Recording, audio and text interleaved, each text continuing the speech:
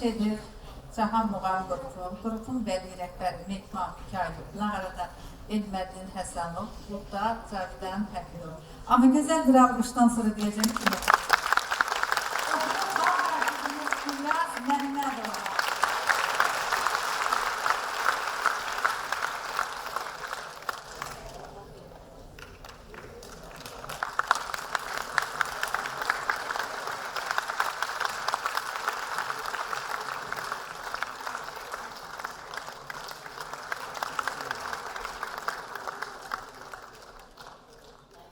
hoş gördük əziz ziyalılarımız, əziz musiqi sevər, musiqi mədəniyyətli, sevə-sevəkləri bizləri dinləyən əziz xalqımız, professorlarımız, söz qeydarları və sənətkarlarımız.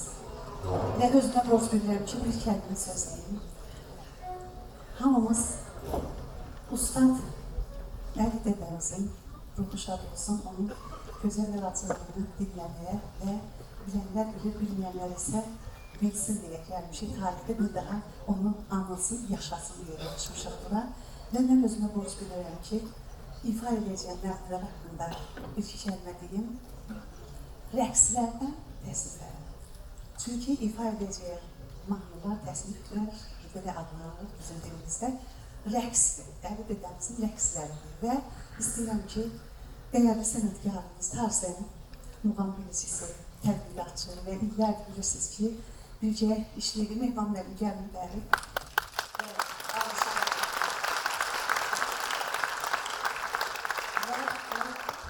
Bir açılmayan sirlər, o açılmayan sirlərin çoxunda Mehman müəllim təqdim edir ki, biz sənət adamları, incəsənət nümayəndələri xalqa yaşaması üçün bircə təqdim edək.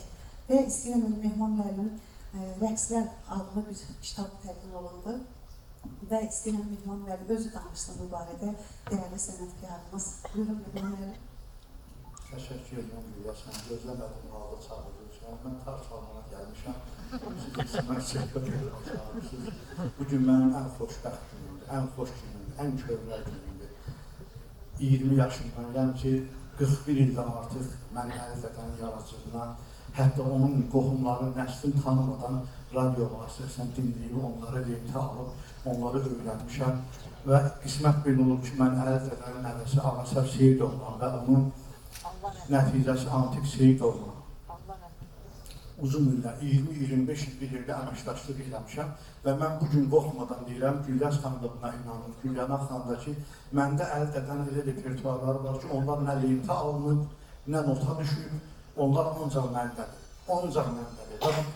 100 il bundan qabaq Mirzə Məhəmməd Həsən Ustad xanəndə də Əli Dədənin repertuarlarından təsniflər bəstələyib, yəni həmin rəqslərə təsniflər bəstələyib və o ustadın qızını, Narız Zəməni mən görmüşəm, onu da bir saatlıq lentə danışığını almışam, o insan necə məşqlər edib, necə yaradıcılıqlar edib və bugün mən çox xoşbəxtəm və artıq 15 ildir Gülyaz və Gülyana xanımlarla mən işləyirəm bu iki bazı ilə və yeganə Azərbaycanda o xanımlar bu rəqsləri necə qəbul edilər, efirlərdə necə oxudular, dəfələrlə efirlərdə eşitmişsiniz, Əli Dədə haqqında onlar da məlumat verib, mən də məlumat vermişəm.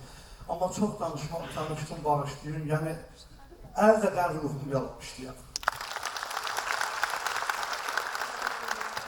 Təbii ki, mən danışmaq sevirəm, oxumaq daha mənim üçün vacibdir deyə, çünki bizim gözəl dəyərli professorlarımız nə lazımsa sözlərini demişlər və indi oxuyacağım iki nəğmə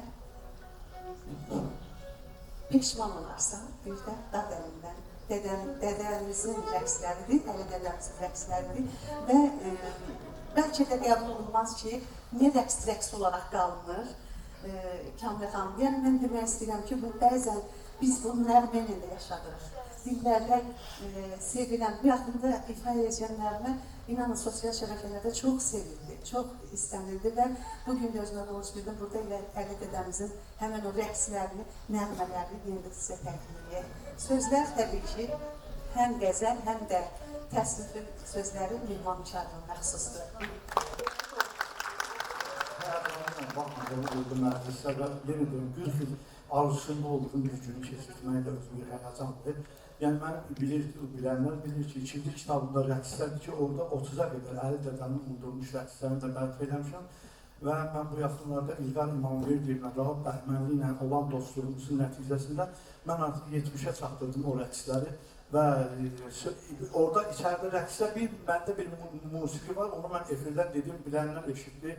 Gülyas xanımla Gülyana xanım Əli Dədənin bir dəstgahı var, mən onun adını demirəm, efirdən eşitəcəksiniz. O dəstgahı hazırlayır, 40 dəqiqəlik bir dəstgah hazırlanır, yeni bir dəstgah, muğam dəstgahı. Onu dinləyəcəksiniz və o 70 yenidən tapdığım rəqsləri də yenə nota alıb mən xalqa təqdim edəcəm inşallah.